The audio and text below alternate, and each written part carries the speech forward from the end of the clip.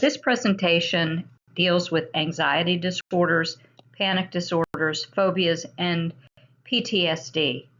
If you're triggered at any time during any of these presentations, please stop and take care of yourself. Anxiety is a normal response to stress. Mild levels of anxiety can be beneficial, alerting us to dangers and to help us prepare and pay attention. Anxiety disorders differ from normal feelings of nervousness or anxiousness and involve excessive fear or anxiety. Anxiety disorders are the most common psychiatric disorder in the U.S., affecting 31% of adults and adolescents at some point in their lives. Anxiety refers to anticipation of a future event and is associated with muscle tension and avoidance behavior. It's not the same as fear, but fear and anxiety are often used interchangeably. Fear is a physiological response to an immediate threat, and it's associated with the fight or flight response, which includes increased heart rate and breathing, increased blood pressure, and heightened awareness, getting ready to run. Anxiety differs from worry. It is persistent, it lasts longer than 6 months, and the key thing here is that it disrupts daily function. Anxiety disorders can cause people to try to avoid situations that trigger or worsen their symptoms. That includes job performance, schoolwork, personal relationships. They can all be affected. Anxiety is often accompanied by an overestimation of the level of threat and an activated sympathetic nervous system response. Over time, there are changes in the hypothalamic pituitary adrenal axis and fear response areas of the brain that play a role in anxiety disorders. Anxiety disorders are influenced by genetics, environment, psychological and developmental factors. Exposure to childhood trauma, significant life stressors can make a person more vulnerable to anxiety disorders. DSM-5-TR differentiates anxiety disorder from trauma and stressor-related disorders and categorizes them as phobias, social anxiety, panic disorder, general anxiety disorder, agoraphobia, and separation anxiety disorders. Our focus is general anxiety disorder, panic disorder, and phobias.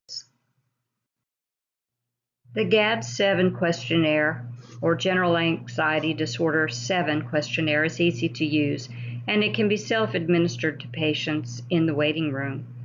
Symptoms are scored from 0, not at all, to 3, nearly every day. The scores are added to assess the severity of symptoms.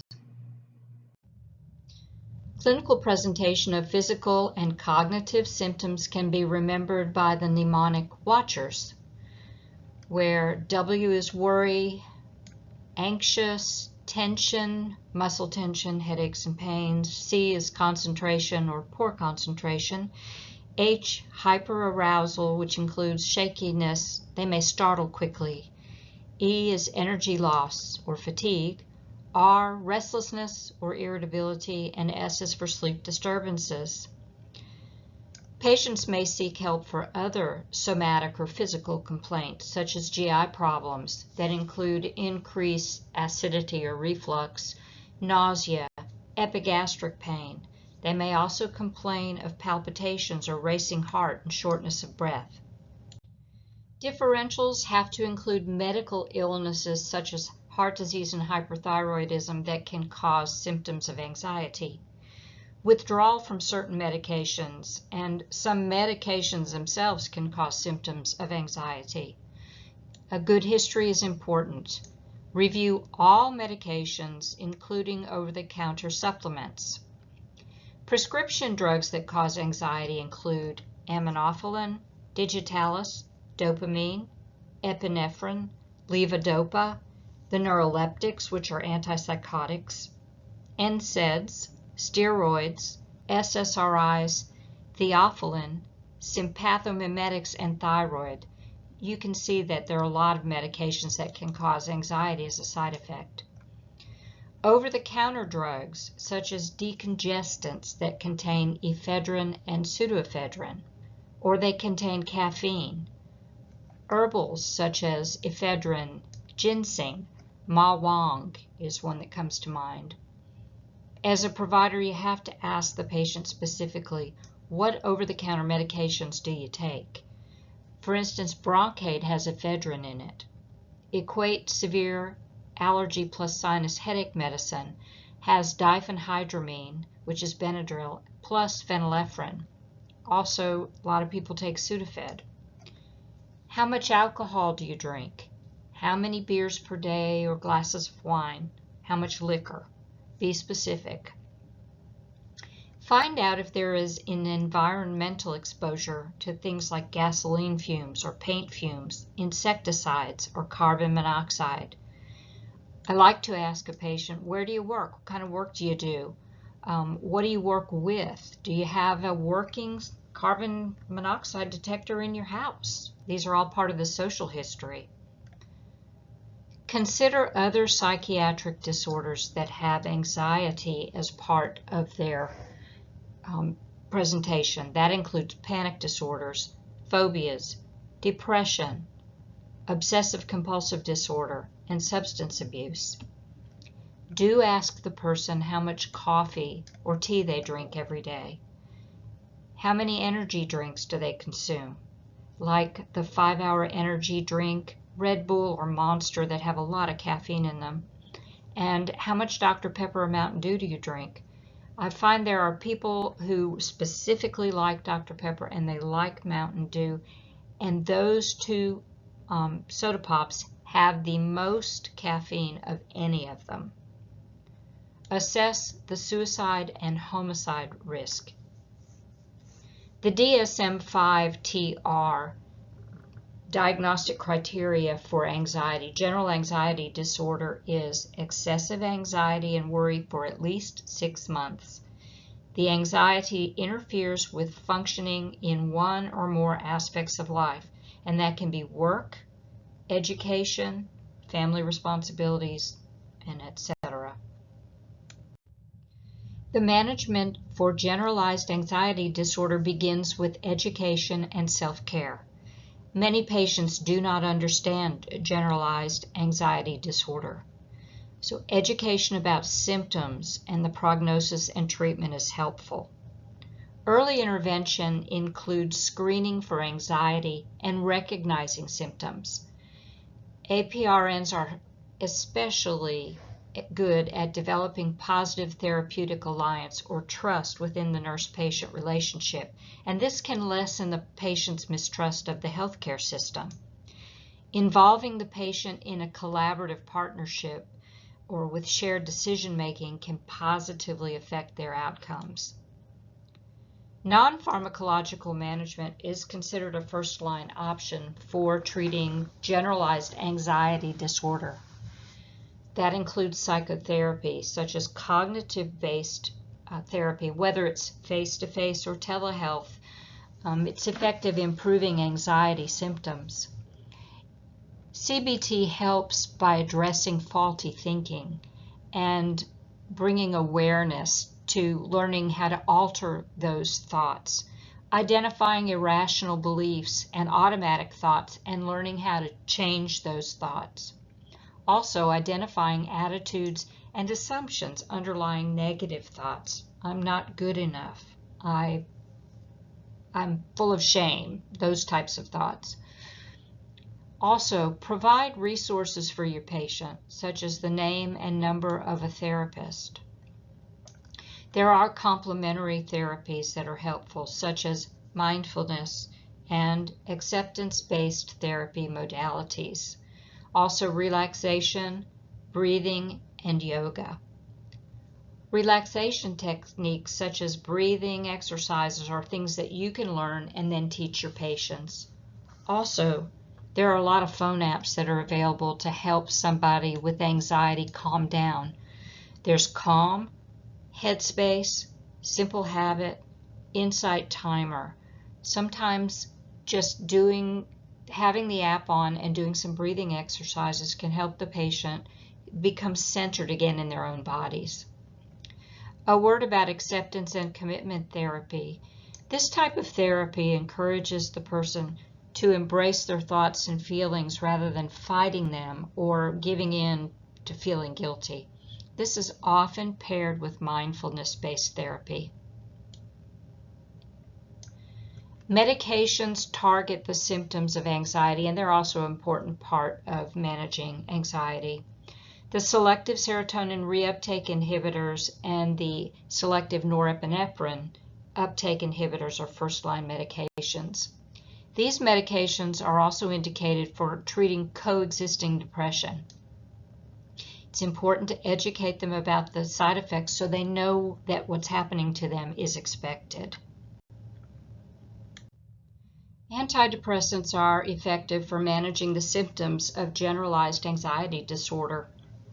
The SSRIs and SNRIs are first-line drugs because they have a lower potential for adverse effects compared with TCAs and MAOIs. However, the TCAs can be used if the first-line drugs are not effective. Other meds that can help with symptoms or associated symptoms are hydroxyzine, Vistaril, and Atarax, which can help with anxiety and insomnia. Propanolol or Inderal is especially helpful for performance anxiety and social anxiety. Performance anxiety includes stage fright and test anxiety. There is a role for controlled substances in treating generalized anxiety disorders. Benzodiazepines work more rapidly than other antidepressants, but they are more likely to cause dependence and adverse effects, including memory problems and somnolence or sleepiness. Sometimes benzodiazepines are used in combination with other antidepressants at the start of treatment, and then they are slowly tapered after the antidepressant becomes effective, and that can take 2 to 4 weeks for an antidepressant to become effective. Gabapentin or Neurontin can also be used. Benzodiazepines are Schedule IV controlled substances, and gabapentin is now a Schedule V controlled substance. These are controlled substances because they are often overused and abused by patients. In Louisiana, the APRN must have a certificate from the Louisiana Board of Pharmacy, a Controlled Dangerous Substance license, and a DEA number to prescribe controlled substances. The APRN cannot write a verbal order from a physician in order to prescribe a scheduled substance. Panic disorder is a type of anxiety disorder. It consists of recurrent episodes of panic or panic attacks with both a psychological or thinking and physical symptoms as components. There's a cycle of anticipatory anxiety or avoidance that is directly related to the panic symptoms. Panic disorders often overlap with other medical conditions such as asthma, sleep apnea, migraines, irritable bowel syndrome, cardiovascular illnesses, and diabetes. Patients with pulmonary disorders, depression, trauma, substance use, and other anxiety disorders more often develop panic disorders. The onset typically begins in late adolescence or early adulthood. Females tend to have more panic attacks than males at about a 2-to-1 ratio. Pathology. This is common in people whose first-degree relatives have an anxiety disorder. If they have a panic disorder in a first-degree relative, they are 4 to 8 times more likely to develop a panic disorder. So there's definitely some sort of a genetic component. The clinical presentation is that the episodes occur abruptly, unexpectedly, and they are unpredictable. They are recurrent. That means they have more than 2 episodes. There is a fear of another unexpected attack. This fear may lead them to avoidance behavior, and this is where disorder enters in. because daily life is disrupted by the avoidance. Symptoms of panic disorders happen abruptly and without warning, and they include physical or somatic symptoms and psychological or thoughts. They often have thoughts that something terrible is going to happen to them. The physical symptoms feel life-threatening. The person might think they're having a heart attack. If you look at this list of symptoms, you can see palpitations, chest pain, nausea. That does sound like symptoms of a heart attack. Typically, symptoms peak within 10 to 20 minutes, but these might last for hours. Panic attacks are unpredictable, and they can happen in familiar and non-threatening surroundings. About 80% of people with recurrent panic attacks, that means they've had more than one, begin to develop fear of when the next attack is going to happen, and this may lead to avoidance behavior. People with panic attacks often worry that they have a dangerous heart, lung, or neurological disorder, and they may repeatedly visit the ER, quick care, or their primary care provider and not get a proper diagnosis. The PCP, that's you as the FNP, has to screen for this avoidance behavior when you suspect that a panic disorder is present. There is a panic disorder severity scale that can be used in the primary care setting to determine whether a person has or is likely to have a panic disorder. The list of differentials should include medical conditions that can cause these symptoms. Remember that panic disorders can overlap with medical conditions such as asthma, sleep apnea, migraines, IBS, cardiovascular illnesses, and diabetes. Other psychiatric disorders such as depressive disorders, PTSD, substance abuse also have to be considered. The DSM-5-TR has a section on cultural considerations that can be taken into account, such as panic being expressed as a headache or sobbing or tinnitus. The criteria for diagnosing panic disorder is that it is a recurrent, unexpected, persistent worry or change in behavior. Recurrent means that there's been more than one episode of panic, followed by persistent worry about having additional attacks or worry about the consequences, like they're losing control or going crazy.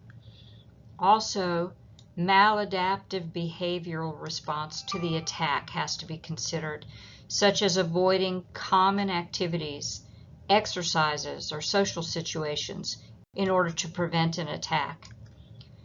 The attacks cannot be from drugs, medications, agoraphobia, or social anxiety disorder, so those have to be ruled out. The goal of management is full remission, elimination of panic attacks, anxiety, phobias, and disability, and restoration of well-being. Because panic attacks are unpredictable, it's important to treat the person before the person develops avoidance behaviors. Avoidance behaviors might be no longer walking in the park or taking your kids to the park, not riding in elevators, not driving. These avoidance behaviors interfere with daily life, but they do not stop the attacks. Medications such as the SSRIs, SNRIs, TCAs, and benzodiazepines are effective in managing panic disorders. Because of their low side effect profile, cost, and efficacy, SSRIs are the initial go-to drug. Patients with panic disorders tend to be sensitive to pharmacological effects of medications, and they may benefit from slower titration with frequent encouragement and education. They can be started on a low dose of SSRI and titrated up, say, every couple of weeks. If the person doesn't tolerate one SSRI, they can be switched to another in the class or be switched to an SNRI. Benzodiazepines can be used. Long-acting benzos are preferred, as short-acting benzos have higher rates of developing tolerance and misuse. Cognitive behavioral therapy is the first-line treatment for panic disorder. It's aimed at changing the maladaptive behaviors and developing anxiety management skills. Acceptance and commitment therapy, or ACT, has also been helpful. Less helpful maybe, but still helpful, are hypnosis, yoga, meditation, and acupuncture. Mild to moderate panic disorder can be managed in the primary care setting once a plan of care has been established, usually by the psychiatric person. Pharmacological follow-up is scheduled every 1 to 2 weeks initially, and then 2 to 4 weeks until therapeutic dosage is achieved.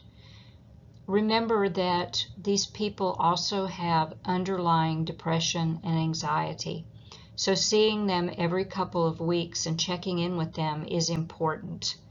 Suicidal ideation has to be asked about at every visit. After the panic attacks have stopped, the patient should be maintained on medication for a minimum of 6 months, and then you can start weaning them off. A phobia is the experience of intense fear of specific things or situations. The fear is disproportionate to the situation. There's an overactivation of the fear response with an arousal of the sympathetic nervous system, think flight or fight, and there may be a vagal response, such as fainting. Think about someone who faints when they have a blood drawn. They vagal down. Phobia can develop as a consequence to a direct or witnessed negative experience, or the cause can be unknown. Phobias often develop in childhood, and they are more likely to develop in people with family members who have had phobias. Phobias are common in primary care, but the clinical presentation may not be obvious, and that is because the ability to avoid specific triggers such as dogs or elevators means that patients do not suffer to the point of impaired daily life. Phobias are often seen in the presence of comorbid anxiety, depression, or substance use disorders. Symptoms of phobia include exposure to stimulus that results in disproportionate fear and anxiety, avoidance of the stimulus, and clinically significant distress in the presence of the stimulus. Differentials include obsessive-compulsive disorders, trauma, psychosis, and other panic disorders. It's important to screen for depression and anxiety. Exposure therapy is the most common and well-studied treatment for phobias, particularly cognitive behavioral therapy with exposure. This incorporates changing the thinking around the phobia. Medications can be used to treat the underlying anxiety or depression. SSRIs are helpful. Short-term benzodiazepines are helpful for acute severe phobias, such as flying.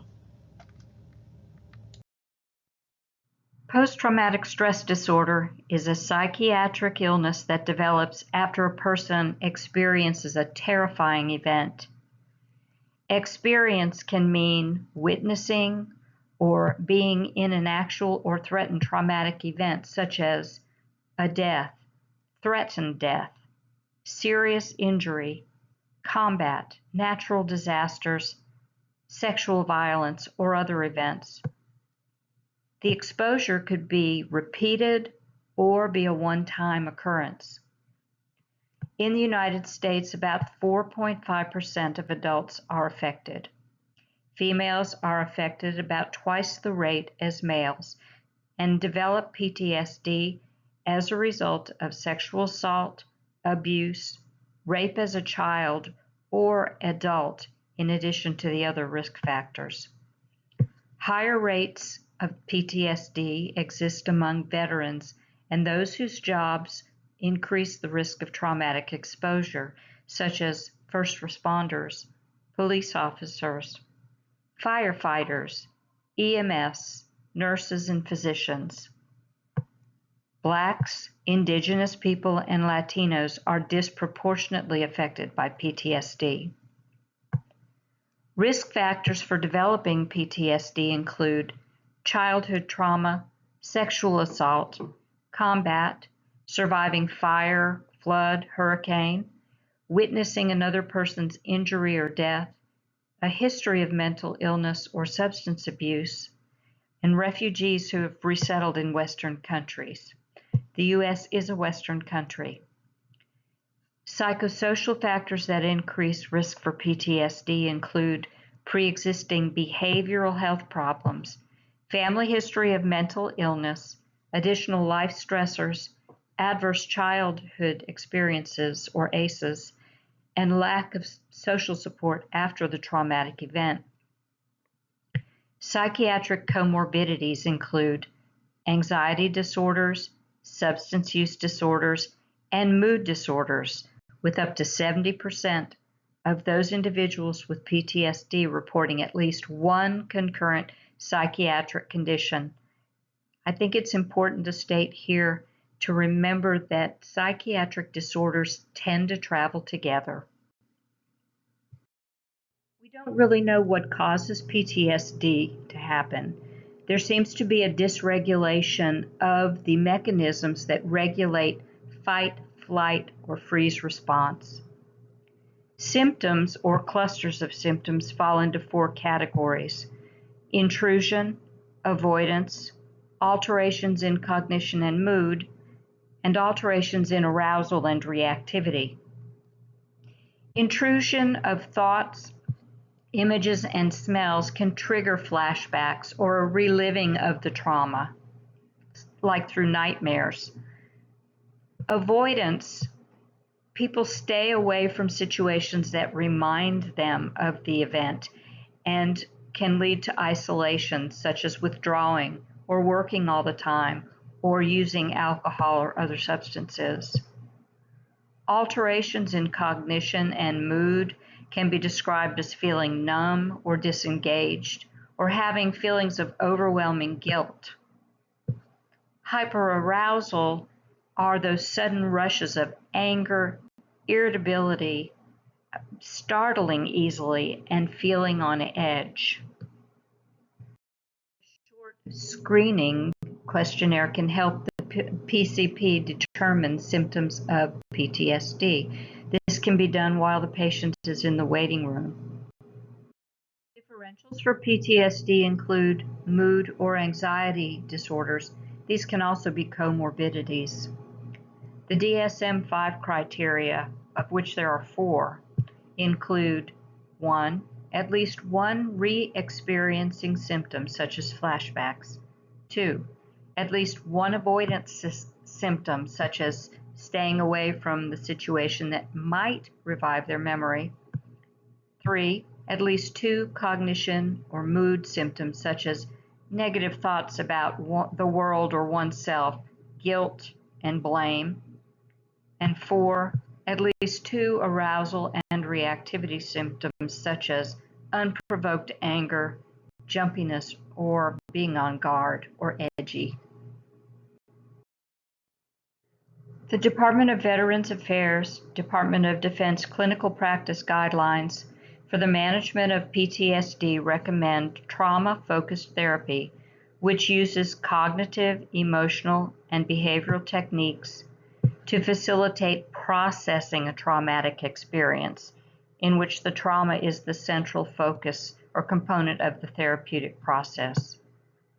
Trauma-focused therapy includes prolonged exposure, cognitive processing therapy, and eye movement desensitization and reprocessing.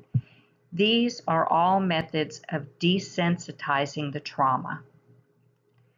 Other methods include group therapy and peer counseling and CBT for PTSD.